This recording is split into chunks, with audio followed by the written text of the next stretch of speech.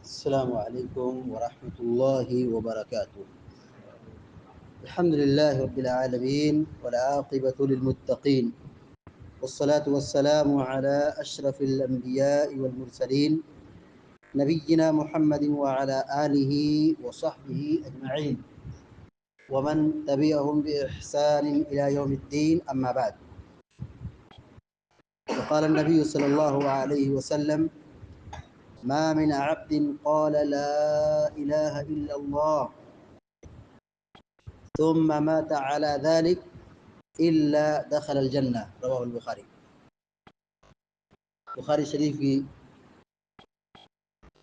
ایک روایت کا ایک ٹکڑا ابھی آپ کے سامنے پڑھا گیا ہے۔ پیارے نبی صلی اللہ علیہ وسلم فرماتے ہیں: ما من عبد قال لا الہ الا اللہ ثم مات على ذلك الا دخل الجنہ۔ کہا جو بھی بندہ، جو بھی انسان کلمہ توحید کا اقرار کرے، لا الہ الا اللہ پڑھے، یعنی اللہ کے سوا کوئی معبود برحق نہیں، اللہ کے علاوہ کوئی عبادت کے لائق نہیں، جو اس کلمے کا اقرار کرے، ثم مات علی ذلک، پھر اسی عقیدے اور اسی ایمان پر مر جائے، یعنی توحید پر اس کا خاتمہ ہو، الا دخل الجنہ، تو وہ آدمی جنت میں داخل ہوگا۔ اس حدیث میں اللہ کے نبی صلی اللہ علیہ وسلم نے جنت میں جانے کا ایک ذریعہ بتایا ہے کہ توحید، اللہ کی وحدانیت کا اقرار، اللہ کی بندگی، شرک سے برات کا اعلان، یہ جنت کا ضامن ہے، جنت میں لے جانے والا عمل ہے۔ جنت میں وہی داخل ہوگا جو آدمی موحد ہو، جو توحید والا ہو، اللہ کو ایک ماننے والا ہو، اللہ کی ایک بندگی کرنے والا ہو، شرک سے بیزار ہو، شرک چھوڑنے والا ہو۔ مشرک کا ٹھکانہ جہنم ہے، مشرک جنت میں داخل نہیں ہوگا۔ یہ توحید کی عظمت ہے، یہ توحید کی فضیلت ہے۔ جتنے بھی انبیاء دنیا میں آئے، سارے رسولوں نے، سارے نبیوں نے اسی توحید کی دعوت دی ہے۔ نوح علیہ السلام سے لے کر، نوح علیہ السلام پہلے رسول ہیں، نوح علیہ السلام سے لے کر پیارے نبی جناب محمد الرسول اللہ صلی اللہ علیہ وسلم تک، سارے رسولوں نے، سارے نبیوں نے اسی توحید کی دعوت دی ہے۔ جب تک قوم کے لوگوں نے توحید قبول نہیں کیا، اسلام نہیں لائے، تب تک انبیاء نے کوئی دوسرا سبق نہیں پڑھایا ہے۔ صرف ایک ہی دعوت، ایک ہی اعلان، ایک ہی پیغام، ایک ہی دعوت، کیا؟ ایک اللہ کی بندگی، خالص اللہ کی بندگی۔ پیارے نبی صلی اللہ علیہ وسلم مکہ میں 13 سال تھے، اسی توحید کی دعوت دے رہے تھے، شرک سے روک رہے تھے، طاغوت کی عبادت سے منع کر رہے تھے، بتوں کی عبادت سے روک رہے تھے، اور خالص توحید کی دعوت دے رہے تھے۔ تو جو بندہ اسی توحید پر اور اسی عقیدے پر مر جائے، دنیا سے رخصت ہو جائے، اللہ کے نبی صلی اللہ علیہ وسلم نے بشارت دی ہے، خوشخبری دی ہے کہ وہ آدمی جنت میں داخل ہوگا۔ جو آدمی کلمہ توحید پڑھ لیا ہے، کلمہ توحید کا اقرار کر لیا ہے، وہ آدمی جنت میں داخل ہوگا، بشرط کہ وہ شرک سے بچا ہو۔ کلمہ توحید کا کیا مقام ہے، کلمہ توحید کا کیا درجہ ہے، ذرا اس سے اندازہ لگائیے کہ اللہ رب العالمین سارے گناہوں کو بخش دے گا۔ اللہ تبارک و تعالیٰ سارے گناہوں کو چاہے گا تو بخش دے گا، اور توحید کی وجہ سے اللہ تعالیٰ جنت میں داخل کر دے گا۔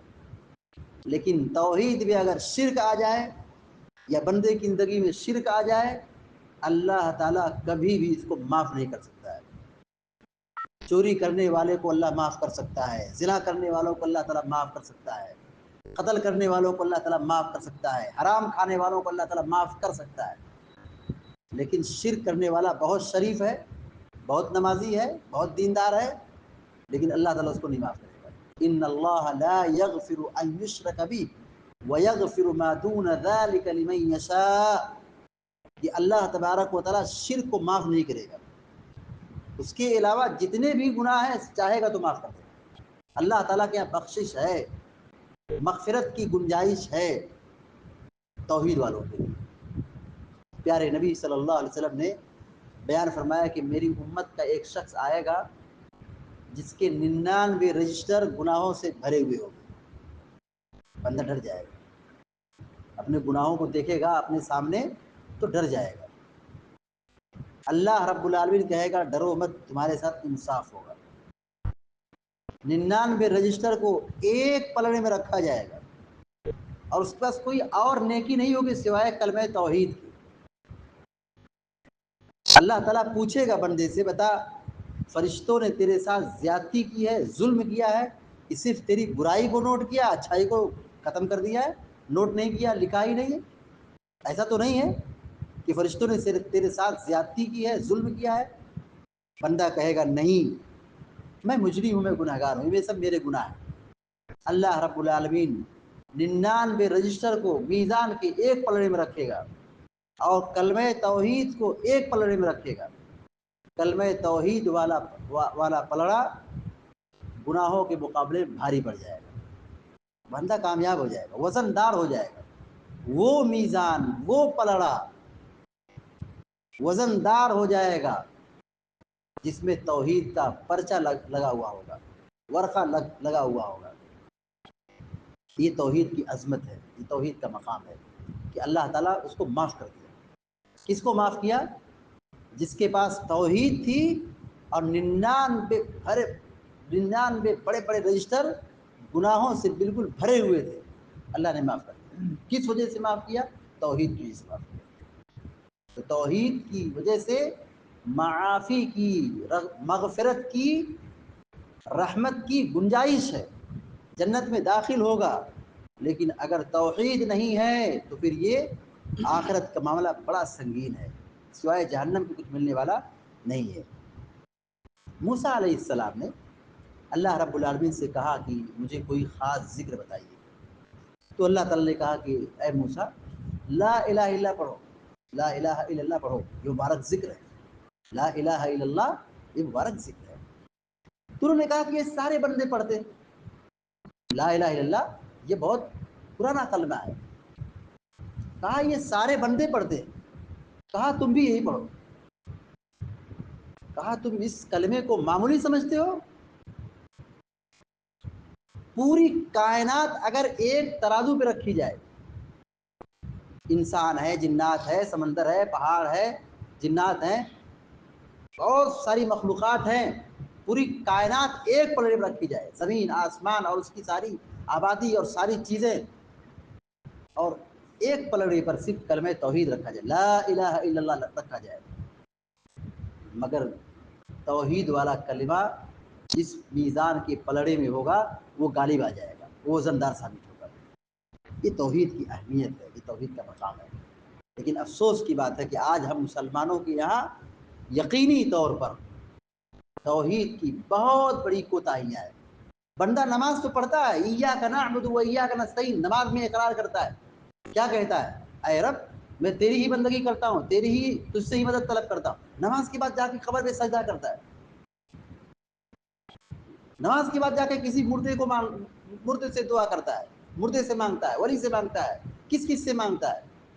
پیدا اللہ نے کیا ہے، ماں کے پیٹ میں اللہ نے رکھا، زندگی دی، سانس دیا، خوراک عطا کی، اور دعا کرنے کے لیے بندہ جا کر کے مردے سے مانگ رہا ہے۔ یہ بہت بڑا المیہ ہے، بہت بڑا گھوٹالہ ہے۔ توحید کی نعمت بہت بڑی نعمت ہے۔